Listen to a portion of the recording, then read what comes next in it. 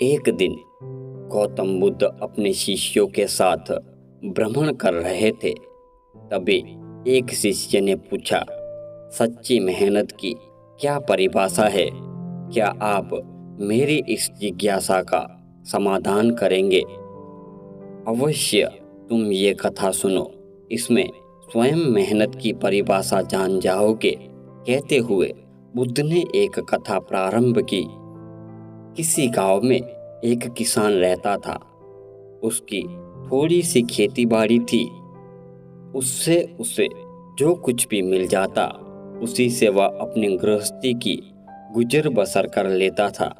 कभी किसी के आगे हाथ नहीं फैलाता था। संयोग से उस किसान का एक बैल मर गया। बेचारा बड़ी परेशानी में पड़ गया। खेत को बोना जरूरी था, पर बोए कैसे? बैल तो एक ही रह गया था। उससे बहुत सोचने के पश्चाताप एक फैसला किया। हल्के जुए में एक और बैल जोता और दूसरी ओर अपनी स्त्री और फिर काम करने लगा। उसी समय वहां का राजा अपनी रानी के साथ रथ पर उधर से गुजरा। अचानक उसकी निगाह हल पर गई, जिससे जुए में एक और बैल और दूसरी ओर स्त्री थी। उससे बड़ा आश्चर्य हुआ, साथ ही दुख भी। उससे रथ को रुकवाने और किसान के पास जाकर पूछा, ये तुम क्या कर रहे हो? किसान ने निगाह उठाकर उसकी ओर देखा और बोला, मेरा एक बैल मर गया है और खेत को बोना जरूरी है। राजा ने कहा, भले मानस, कहीं स्त्री से भी बैल का काम लिया जा सकता है? किसान बोला, क्या करूं, और कोई उपाय ही क्या है? उपाय? राजा ने कहा, तुम मेरा एक बैल ले लो, जाओ। किसान बोला, मेरे पास इतना समय नहीं है। इतना कहकर उसने बैल को आगे बढ़ा दिया। राजा ने कहा, सुनो भाई, तुम अपनी स्त्री को बैल लाने के लिए भेज दो। जब तक वहां आए तब तक मैं उसके स्थान पर काम करूंगा।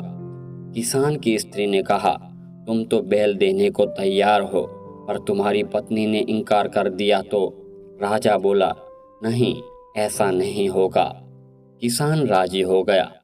उसकी स्त्री राजा के यहाँ बैल लेने चली गई और राजा ने हल्का जुआ अपने कंधे पर रख लिया। किसान की स्त्री ने जब रानी के पास जाकर राजा की बात कही तो वह बोली, बहन, एक बैल से कैसे काम चलेगा? तुम्हारे बैल कमजोर है, हमारा बैल मजबूत है। दोनों साथ काम नहीं कर सकेंगे। तुम हमारे दोनों बैल को ले जाओ। स्त्री बड़ी लज्जित हुई। उसे तो डर था कि कहीं वह एक बैल भी देने से इनकार न कर दे। वहीं एक छोड़ दोनों को देने के लिए रानी तैयार थी।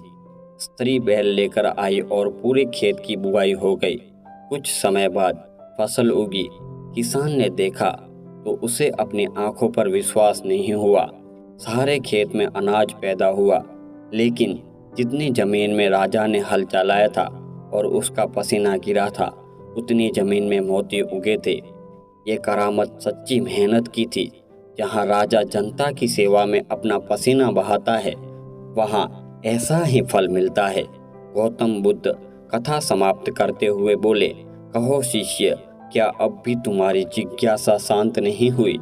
अवश्य प्रभु, मैं समझ गया कि सच्ची मेहनत की परिभाषा क्या है।